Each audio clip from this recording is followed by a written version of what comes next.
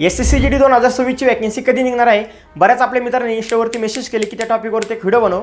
तर फायनली तुमच्या सर्वांसाठी व्हिडिओ घेऊन आलोय. सगळ्यात अगोदर ही रील सेव्ह करून ठेवा जेणेकरून तुम्हाला पूर्ण माहिती या व्हिडिओमध्ये मिळून येईल.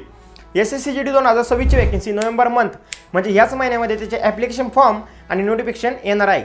आता मित्रांनो, जवळपास 15 नोव्हेंबरच्या पुढं आणि 30 नोव्हेंबरच्या आत कधीही नोटिफिकेशन येऊ शकते आणि याच्यामध्ये जवळपास ह्या बारीना 50 ते 60,000 प्लस वॅकन्सी येणार आहे.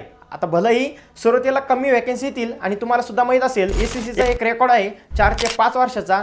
एक्झाम झाल्यानंतर वॅकन्सी इन्क्रीज होत असतात आणि दरवर्षी वॅकन्सी इन्क्रीज होतात. त्यामुळे ह्या बारीनं वॅकन्सी सुद्धा चांगली येणार आहे. आणि अजून एक कारण आहे, तुम्हाला सुद्धा माहीत असेल ह्या बारीनं SSCGD मध्ये फर्स्ट टाइम RPF फोर्स सुद्धा ॲड होणार आहे. म्हणजे RPFच्या सुद्धा वॅकन्सी SSCGD मध्ये निघणार आहे.